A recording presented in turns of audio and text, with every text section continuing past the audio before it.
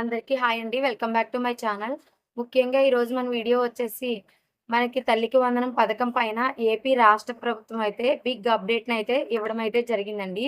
అదేంటంటే మనకి జూలై 22వ తారీఖున తల్లికి వందనం పథకం డబ్బులనైతే విద్యార్థుల తల్లుల ఖాతాల్లో అయితే జమ చేస్తున్నట్లయితే ఒక మంచి శుభవార్తనైతే మనకి మంత్రి లోకేష్ గారైతే చెప్పడం జరిగిందండి. ఇదేంటంటే మనకి చాలా మంది విద్యార్థులైతే స్కూల్‌కి వెళ్తున్నారు కదా! ఈ తల్లికి వందనం పథకానికి ఎప్పుడు అందుతుందా అని అయితే ఎదురు చూస్తున్నారు.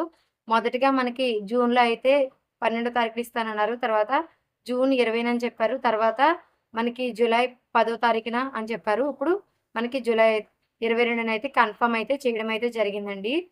అయితే మనకిప్పుడు ఈ పథకానికి సంబంధించి చాలామంది అసలు ఎవరికి పడతాయి, ఎవరికి పడవు, మేము ఎలిజిబిలిటీ ఉందా లేదా అనేది ఎలా చెక్ చేసుకోవాలి అని అడుగుతున్నారు కదండీ! దానికి సంబంధించి అయితే ఈ వీడియోలో పూర్తి వివరాలను మీకు తెలియజేస్తాను. ఎవరైనా మన ఛానల్‌ని కొత్తగా చూస్తున్నట్లయితే సబ్స్క్రైబ్ చేసుకోండి. వీడియో నచ్చినట్లయితే లైక్ చేయండి, షేర్ చేయండి, కామెంట్ చేయడం మాత్రం మర్చిపోవద్దు. ముఖ్యంగా మనకి ఏపీ రాష్ట్ర ప్రభుత్వం అయితే తల్లికి వందనం పథకం గురించి మంచి గుడ్ న్యూస్ అయితే తీసుకొచ్చినట్లే జూలై 22వ తారీఖున అయితే తల్లికి వందనం నిధులనైతే మన ఖాతాల్లో అయితే జమ చేస్తారు. అయితే మనకి ఇంటర్‌లో మొదటి ఇయర్‌లో జాయిన్ అయిన వారెవరికీ కూడా తల్లికి వందనం పథకానికి డబ్బులు సంబంధించి పడడానికైతే ఆస్కారం లేదండి. ఈ జూలై 22వ తారీఖున మనకైతే వేరే తేదీ అయితే ఇచ్చే అవకాశం ఉందని చెప్పారు. అలాగే ఒకటో తరగతిలో జాయిన్ అయిన విద్యార్థులకు కూడా వేరే డేట్ అయితే ఫిక్స్ చేయడం అయితే జరిగింది. మిగిలిన వారందరికీ కూడా పడతాయండి. అలాగే ఇంటర్ సెకండ్ ఇయర్ పూర్తి చేసిన వారెవరికీ కూడా అమౌంట్ అనేదైతే రాదు.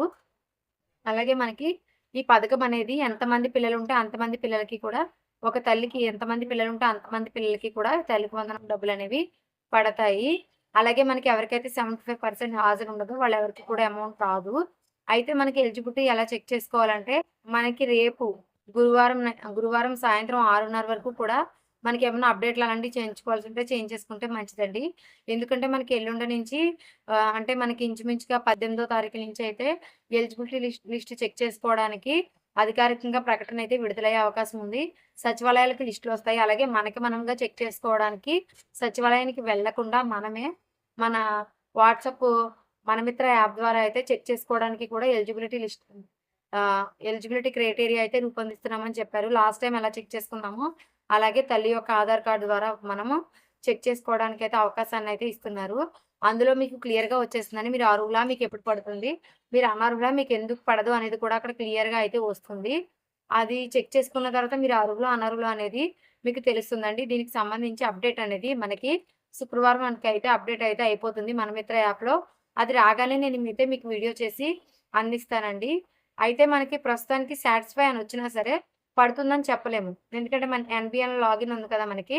స్వర్ణగ్రామం గ్రామ స్వర్ణం వార్డు ద్వారా వార్డు గ్రామ సచివాలయాలు ఉన్నాయి కదా!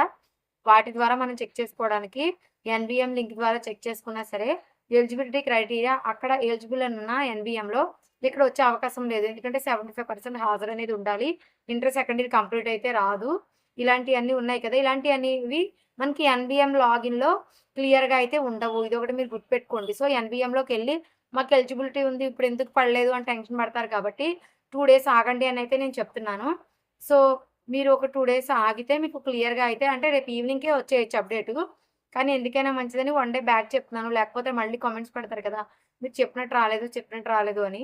సో, అప్పటి వరకైతే వెయిట్ చేయండి. ఇంకేమైనా డౌట్స్ ఉంటే కామెంట్ సెక్షన్‌లో తెలియచేయండి. Thanks for watching.